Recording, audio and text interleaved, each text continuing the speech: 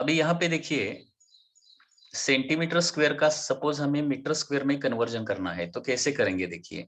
अभी यहाँ पे ये सी जो है ना वो सेंटी है, इसका मतलब क्या होता है, सेंटी होता है, सेंटी। ओके, सेंटी क्या है, यूनिट नहीं है actually, metre is only unit, centi क्या है, प्रीफिक्स है। एंड सेंटी मतलब रहता है 10⁻², ये आपको पता होना चाहिए। Centi means 10⁻²। तो अभी देखिए सेंटीमीटर स्क्वायर मतलब एक्चुअली यहाँ पे सेंटीमीटर ब्रैकेट का स्क्वायर है, ये आपको समझना चाहिए। सेंटीमीटर स्क्वायर सेंटीमीटर ब्रैकेट का स्क्वायर है, तो यहाँ पे सेंटी मतलब क्या है, 10⁻² है, तो मीटर एज इट इज बनेगा। ओके, सेंटी का मैंने 10⁻² लिखा, मीटर का मीटर एज इट इज लिखा, एंड ब्रैकेट का यहाँ पे स्क्वायर है, तो यहाँ पे क्या हो जाएगा, centimetre square is equal to, अभी क्या हो जाएगा देखिए, 10⁻² का स्क्वायर कितना होता है, 10⁻⁴ होता है। ओके, एंड मीटर का square that is metre square होता है। So in this way centimetre square that is 1 centimetre square is equal to 10⁻⁴ metre square होता है। Okay, 1 centimetre square is equal to 10⁻⁴ metre square. Suppose आपको बोला जाए कि centimetre cube, 1 centimetre cube मतलब कितना मीटर क्यूब हो जाएगा। ओके, तो इसका कैलकुलेशन कैसे करेंगे। अभी देखिए सेंटीमीटर क्यूब मतलब ये सेंटी और मीटर दोनों का क्यूब रहता है, सेंटी और मीटर दोनों का क्यूब, सेंटीमीटर क्यूब मतलब सेंटी और मीटर दोनों का क्यूब रहेगा। सेंटी मतलब अभी आपको पता चला होगा, सेंटी मतलब 10⁻² रहता है। सेंटी ये प्रीफिक्स है, यूनिट नहीं है, हमेशा ध्यान में रखिए। तो सेंटी हम सेंटीमीटर भी बोल सकते हैं, सेंटी सेकंड भी बोल सकते हैं, सेंटी ग्राम भी बोल सकते हैं। ओके ना, तो सेंटी का मीनिंग इस तरह से आता है। ओके, सेंटी मतलब 10⁻², ये प्रीफिक्स हम किसी भी यूनिट के साथ लगा सकते हैं।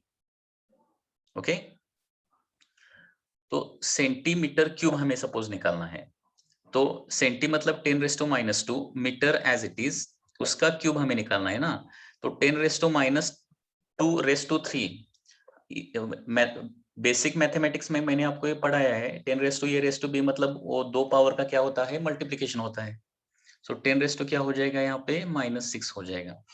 10⁻²⁵ मतलब 10⁻6 मीटर क्यूब, मतलब 3 जो पावर है ना वो 10⁻² के लिए भी है एंड मीटर के लिए भी है। सो देयरफॉर 10⁻6 मीटर क्यूब आता है। एंड जस्ट सेंटीमीटर मतलब क्या रहेगा, सेंटीमीटर मतलब 10⁻² मीटर रहेगा। तो ये चीजें हमेशा ध्यान में रखिए। Once again I am going to write here, 1 centimetre मतलब 10⁻² metre, this is the first thing you remember. उसके बाद 1 सेंटीमीटर स्क्वायर मतलब रहता है 10⁻⁴ मीटर स्क्वायर रहेगा, this is the second thing. Okay, and third is that 1 centimetre cube मतलब रहेगा 10⁻6 metre cube. Okay, so in this way conversion is there. तो यहाँ पे सेंटीमीटर स्क्वायर आ रहा है, तो सेंटीमीटर स्क्वायर आ रहा है इसलिए 10⁻⁴ मीटर स्क्वायर लिखा हमने, क्योंकि कैलकुलेशन हम एसआई सिस्टम में करने वाले हैं।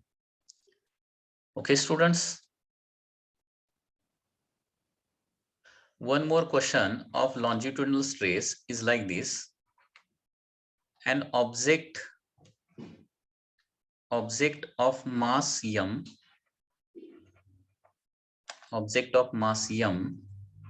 is suspended. An object of mass m is suspended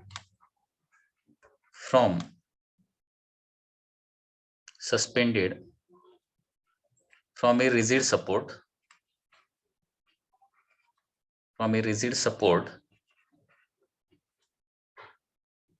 by using a wire of radius small r. Okay, then longitudinal stress is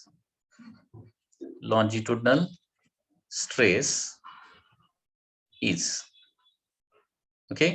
तो इसका डायग्राम किस तरह से आ जाएगा देखिए, यहाँ पे एक रिजिड सपोर्ट है, from this rigid support there is a wire, okay, there is a wire like this, there is a thin wire, and at the end of this wire there is a mass m.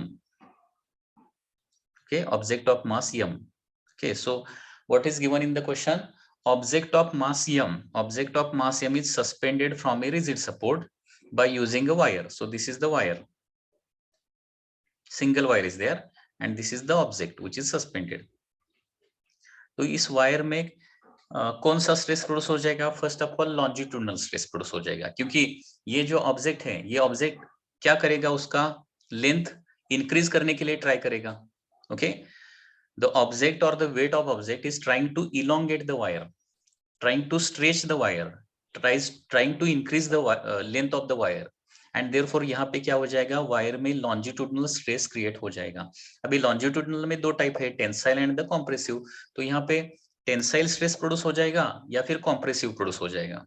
Tensile produce हो जाएगा, क्योंकि when applied force tries to increase the length, okay, then tensile stress is produced, and when applied force is trying to decrease the length, compressive stress is produced. तो यहाँ पे tensile stress produce हो जाएगा. अभी tensile stress ही यहाँ पे लिखता हूँ डायरेक्टली मैं, लॉन्जिट्यूडनल स्ट्रेस लिखा तो भी कुछ प्रॉब्लम नहीं है. Okay, so tensile stress is equal to क्या रहता है? Force, applied force divided by cross sectional area. तो यहाँ पे वायर पर कितना फोर्स लगने वाला है? इस ऑब्जेक्ट का जितना वेट है ना, ऑब्जेक्ट का मास m है, तो इसका वेट कितना हो जाएगा? mg. तो mg जितना फोर्स इस वायर पर अभी एक्ट हो रहा है, तो फोर्स की जगह लिखूंगा मैं mg. एंड यहाँ पे एरिया क्या ले लूंगा? एरिया मतलब इसका क्रॉस सेक्शनल एरिया. अभी इस वायर को सपोज मैंने कट किया, तो हमें क्या मिलेगा? एक सर्कुलर क्रॉस सेक्शन मिलेगा, ऐसा सर्कल मिलेगा. वायर को मैंने कट किया तो सर्कुलर क्रॉस सेक्शनल एरिया मेरे लगेगा. एंड ये एरिया कितना रहेगा? अगर इसका रेडियस r है, इसका radius r square. Okay, so tensile stress produced in the wire will be mg divided by pi r square. That is the answer. Very simple question. Sir, please repeat it again. देखिए once again बता देता हूँ. देखिए यहाँ पे क्या है? एक ऑब्जेक्ट है, m मास का ऑब्जेक्ट है, एंड इसको बाय यूजिंग अ वायर क्या किया है? सस्पेंड किया है, हैंग किया है. ओके, तो क्वेश्चन में क्या पूछा गया है? How much is the stress in the wire? Wire में स्ट्रेस, लॉन्जिट्यूडनल स्ट्रेस कितना प्रोड्यूस होगा? ओके, तो यहाँ पे ऑब्जेक्ट का वेट क्या करेगा? यहाँ पे ऑब्जेक्ट का वेट वायर का लेंथ इंक्रीज करने के लिए ट्राई करेगा. It will try to increase the length of the wire, क्योंकि वेट डाउनवर्ड डायरेक्शन में एक्ट होता है. तो वेट क्या करेगा? उसको वायर को स्ट्रेच करेगा, इलोंगेट करेगा, and due to that what will happen? जब चेंज इन लेंथ होता है तो तब कौन सा स्ट्रेस प्रोड्यूस होता है? Longitudinal stress. और लॉन्जिट्यूडनल स्ट्रेस में दो टाइप रहते हैं, टेंसाइल एंड कॉम्प्रेसिव, करेक्ट ना? तो लेंथ जब इंक्रीज होता है तो टेंसाइल स्ट्रेस प्रोड्यूस होता है. तो यहाँ पे टेंसाइल स्ट्रेस प्रोड्यूस हो जाएगा. Tensile stress is equal to क्या रहेगा? फोर्स डिवाइडेड बाय एरिया रहेगा ना, फोर्स डिवाइडेड बाय एरिया. तो यहाँ पे force acting on the wire will be equal to weight of the object. So object का वेट जो है ना, इस वायर पर डाउनवर्ड डायरेक्शन में एक्ट हो रहा है. सो फोर्स की जगह लिखेंगे हम weight, that is mg. Okay, and area की जगह कितना एरिया लिखेंगे? वायर का क्रॉस सेक्शनल एरिया. वायर का क्रॉस सेक्शनल एरिया मतलब वायर को हमने सपोज कट किया, perpendicular to length suppose cut किया, तो हमें एक सर्कल मिलेगा, उस सर्कल का एरिया. तो सर्कल का एरिया रहेगा pi r square. So tensile stress is equal to mg divided by pi r square. Okay,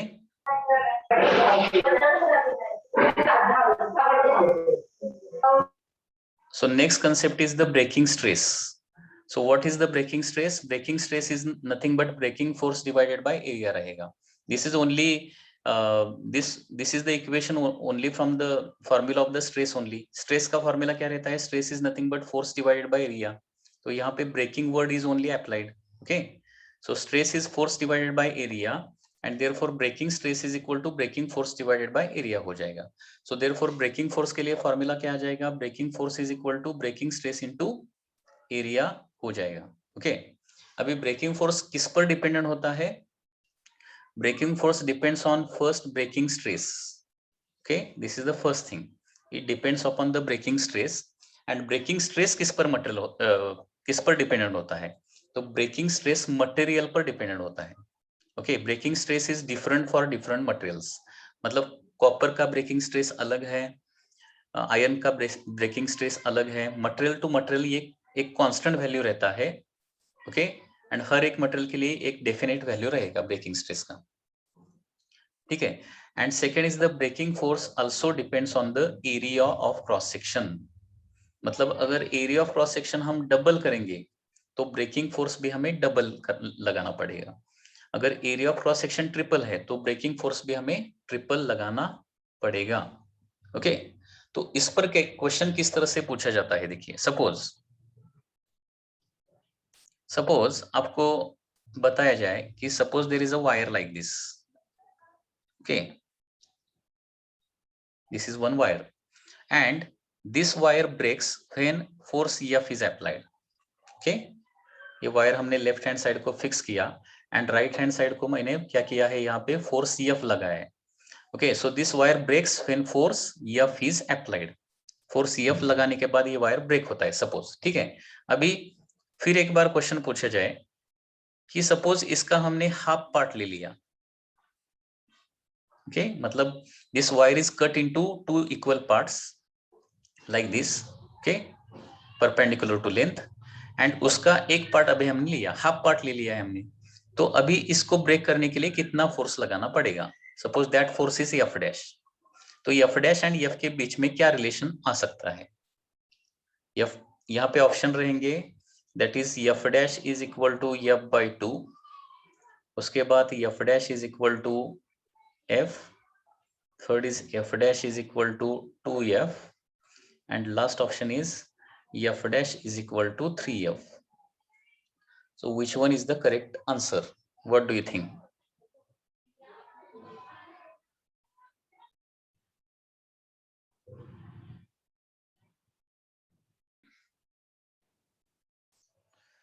फिर एक बार देखिए, मैं इसको एक्सप्लेन करता हूँ। यहाँ पे आंसर आ जाएगा B, that is F dash is equal to F आ जाएगा। ओके, यहाँ पे क्वेश्चन का मीनिंग पहले समझिए ठीक से। पहले L लेंथ का ये वायर है, रॉड है, ओके, इसको ब्रेक करने के लिए F जितना फोर्स लगाना पड़ता है। ओके, अभी इसको क्या किया है, 2 इक्वल पार्ट में कट किया है। Okay, first part is of length L/2। अभी L/2 लेंथ का पार्ट ब्रेक करने के लिए कितना फोर्स लगाना इस पड़ेगा, okay, how much force is required to be applied. तो यहाँ पे ब्रेकिंग फोर्स किस पर डिपेंडेंट होता है, ब्रेकिंग स्ट्रेस एंड एरिया पर डिपेंडेंट रहता है।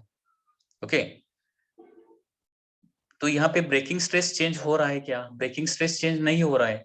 क्यों नहीं चेंज हो रहा है, क्योंकि breaking stress depends on material only. यहाँ पे मटेरियल चेंज हुआ है क्या, वही वायर है, वही मटेरियल है, मटेरियल तो चेंज नहीं हो रहा है, and therefore breaking stress is not going to change. उसके बाद यहाँ पे एरिया चेंज हो गया है क्या, पहले देखिए एरिया ऑफ क्रॉस सेक्शन इतना है, area which is perpendicular to force, circular area रहता है ना, pi r square.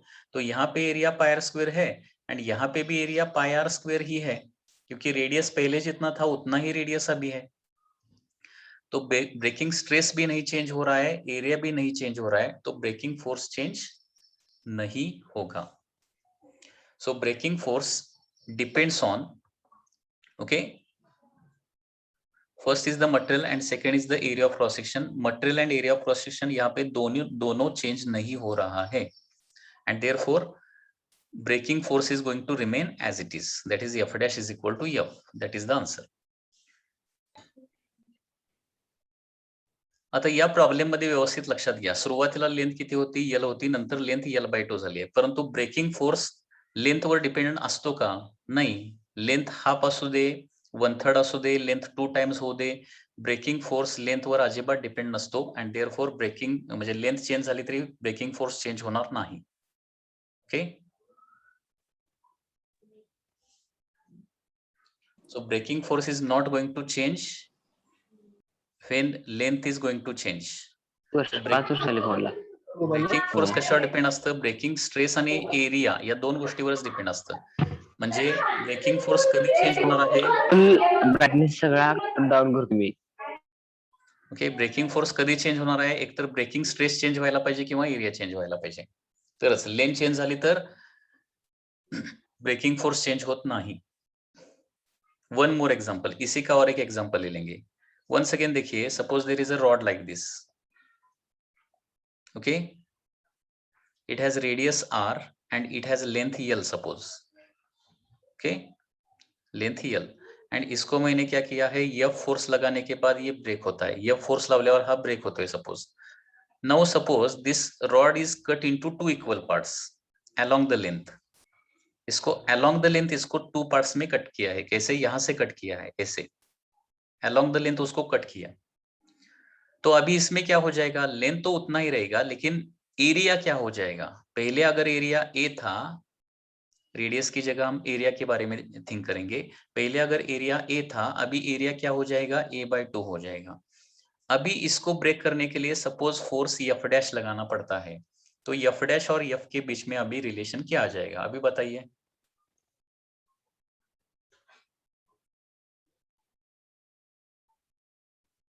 Now answer will become f/2.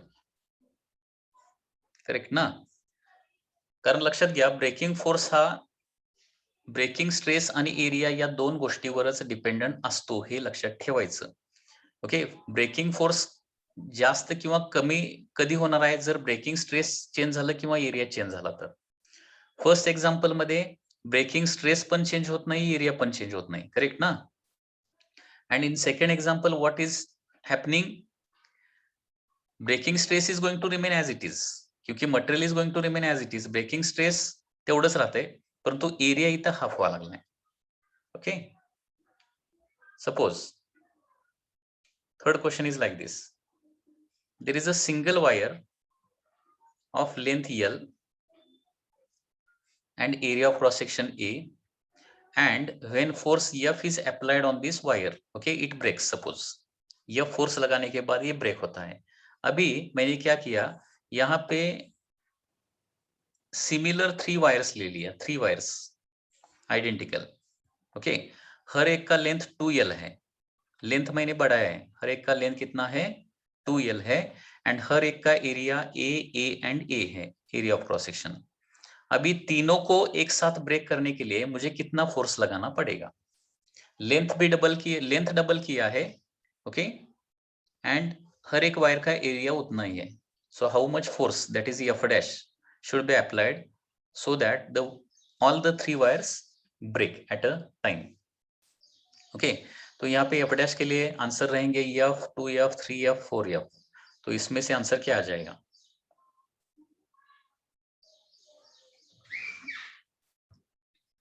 देखिए पहले केस में ब्रेकिंग फोर्स F है. ओके. जब एरिया कितना है, एरिया ए है तब. ओके. एरिया ए असल्यावर ब्रेकिंग फोर्स F है. ओके. आता इथे एरिया किती होतोय सांगा, 3 वायर आहेत ना, 3 वायर्स आर देयर. ओके. तो टोटल एरिया कितना हो जाएगा, अभी 3 एरिया हो जाएगा. तो हमें 3 एरिया की वायर को ब्रेक करना है. अभी लेंथ का यहाँ पे कुछ इफेक्ट है क्या, बताइए. Is there any effect of length? No, length का कुछ भी इफेक्ट नहीं रहता ब्रेकिंग फोर्स पर. तो ये हमेशा चीज ध्यान में आपको रखना है. सो यहाँ पे एरिया विल बी 3A. अगर एरिया 3A होता है तो ब्रेकिंग फोर्स भी क्या हो जाएगा, 3F हो जाएगा. So F dash is equal to 3F. That is the answer. एक वायर को ब्रेक करने के लिए अगर F फोर्स चाहिए, तो 3 वायर को ब्रेक करने के लिए हमें 3F फोर्स चाहिए. Okay. So that is the answer. तो वंस अगेन यहाँ पे क्या आ जाएगा, दैट इज ब्रेकिंग लोड और breaking force. Okay. Force once again depends on first thing is that material, that is breaking stress, and second thing is the area of cross section, and breaking force does not depends on, breaking force doesn't depend on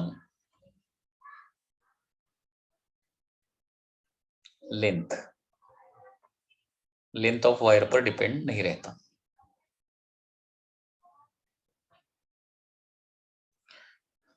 Let's solve one problem from the DC Pandey book. Find the greatest length of steel wire that remains hanged vertically without breaking. Okay. breaking stress of the steel is 8 into 10 raised to 8 Newton per meter square and density of steel is 8 into 10 raised to 3 kg per meter cube. Take G is equal to 10 metre पर second square. तो यहाँ पे क्या क्या दिया है देखिए, breaking stress का वैल्यू दिया है. Breaking stress, the value of breaking stress is 8 into 10 raised to 8 Newton per metre square. Okay, उसके बाद डेंसिटी दिया है, density of steel. Okay, so density of steel is given as 8 into 10 raised to 3 kg per meter cube. उसके बाद acceleration due to gravity G का value दिया है 10 metre पर सेकेंड स्क्वायर. और क्वेश्चन में पूछा क्या गया है, what is the greatest length of steel wire that can be hanged vertically without breaking. Okay, तो लेंथ ऑफ वायर हमें निकालना है विच इज हैंग्ड वर्टिकली. तो यहाँ पे सपोज एक सपोर्ट है and from this support suppose a wire is hanged like this, a wire is vertically hanged. Okay,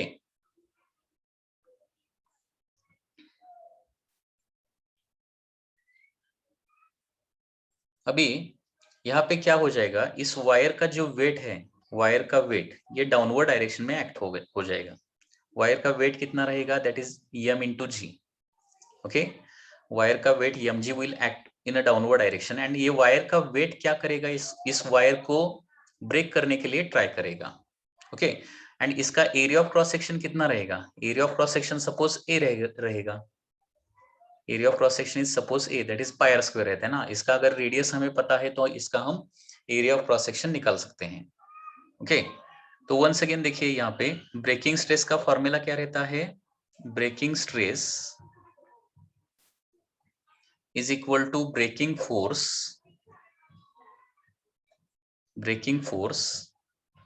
divided by क्या रहेगा, cross sectional area. C oblique S मतलब क्या है, क्रॉस सेक्शनल एरिया रहेगा. तो अभी देखिए breaking stress is equal to क्या आ जाएगा, ब्रेकिंग फोर्स मतलब क्या रहेगा, यहाँ पे mg रहेगा. क्योंकि वायर का जो वेट है ना, वर्टिकली हैंग्ड वायर है, तो उसका वेट क्या करेगा, वायर का खुद का वेट क्या करेगा, उस वायर को ब्रेक करने के लिए ट्राई करेगा. So breaking force is weight of the wire that is equal to mg, area of cross section is a. अभी यहाँ पे मास मतलब क्या रहता है, मास को हम रिप्लेस करेंगे. Mass is nothing but volume into density रहता है, करेक्ट ना.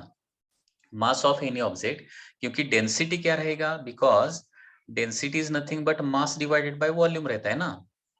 And therefore mass is equal to, यहाँ पे मास मैंने रिप्लेस किया है, mass is equal to volume into density into g divided by क्या हो जाएगा, एरिया ऑफ क्रॉस सेक्शन हो जाएगा. ओके, तो यहाँ पे मैं वॉल्यूम भी रिप्लेस करता हूँ, volume is equal to area of cross section into length हो जाएगा. मतलब ये जो वायर है ना, वायर का सपोज लेंथ यल है, total length L is the total length of the wire. तो इसका वॉल्यूम, वायर का वॉल्यूम कैसे निकालेंगे, wire is like a cylinder, ये ध्यान में रखिए, wire is like a cylinder. तो सिलेंडर का अगर एरिया ए है एंड लेंथ अगर यल है, तो इसका वॉल्यूम रहता है area of cross section into length. ये फॉर्मूला आपको पता होना चाहिए. Wire is like a cylinder only and therefore यहाँ पे वॉल्यूम की जगह क्या लिखूंगा मैं, area of cross section into length लिखूंगा, into rho as it is into g as it is divided by A हो जाएगा. तो यहाँ पे A and A get cancel and therefore यहाँ पे क्या बचेगा, यल इंटू रो इंटू जी बचेगा. इसको क्या बोलते हैं, this is the Greek alphabet, उसको बोलते हैं rho. It is used for density, density के लिए हम रो सिंबल यूज करते हैं.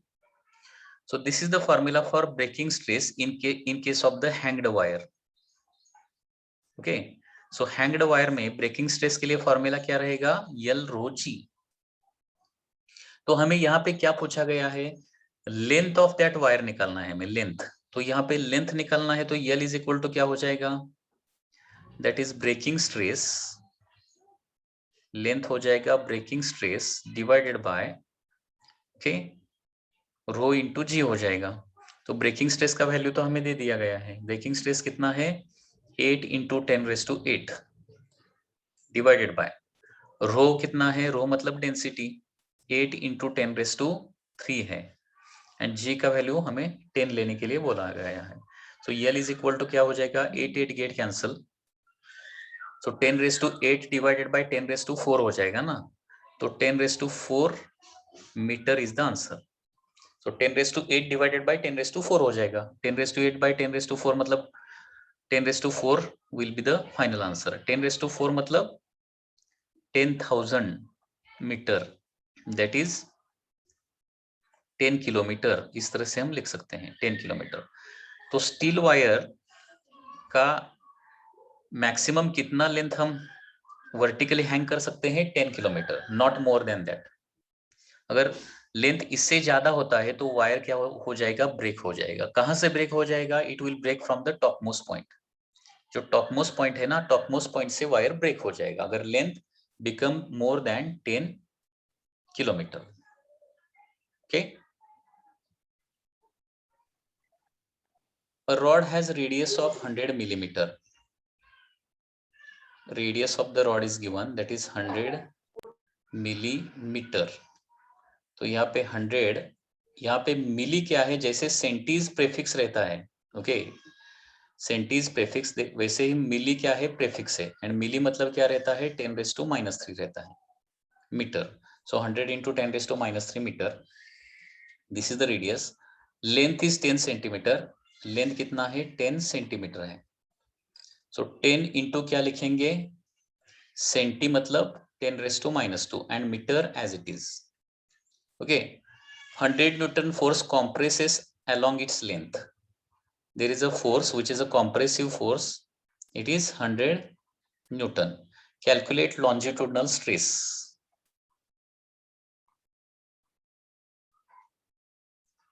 Longitudinal stress हमें निकालना है।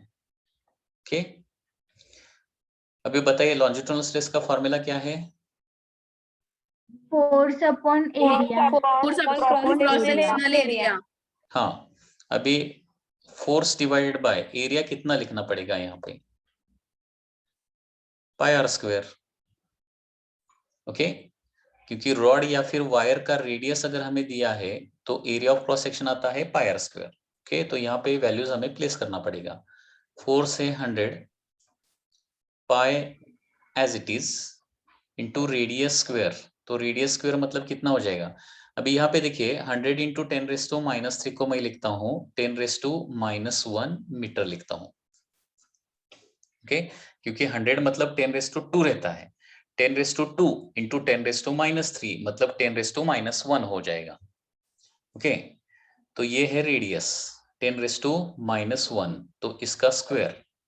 तो यहाँ पे क्या क्या हो जाएगा, न्यूमरेटर पर 100, डिनोमिनेटर पर पाई इंटू 10⁻⁻2, बिकॉज 10⁻⁻1⁻2 मतलब 10⁻⁻2 होता है। तो 1/π will remain as it is into कितना हो जाएगा, 100 मतलब क्या रहता है 10⁻⁴ रहता है, पता है ना। 100 मतलब 10⁻2 ना, हाँ सॉरी 100 मतलब 10⁻² होता है, 10⁻² डिवाइडेड बाय 10⁻⁻2, तो कितना हो जाएगा 10⁻⁴ हो जाएगा। क्योंकि 10⁻⁻2 जब ऊपर जाता है तो 10⁻+ बन जाता है। तो 10⁻² इंटू 10⁻2 मतलब कितना हो जाएगा 10⁻⁴। So 1/π into 10⁻⁴ is the longitudinal stress. Okay, तो 1/π का वैल्यू हमें by using log table, otherwise by using calculator हमें निकालना पड़ेगा। 1 डिवाइडेड बाय 3.14, तो इसका वैल्यू आता है 0.318 into 10⁻⁴ as it is. Unit क्या है लॉन्जिट्यूडनल स्ट्रेस का, newton per metre square. Okay,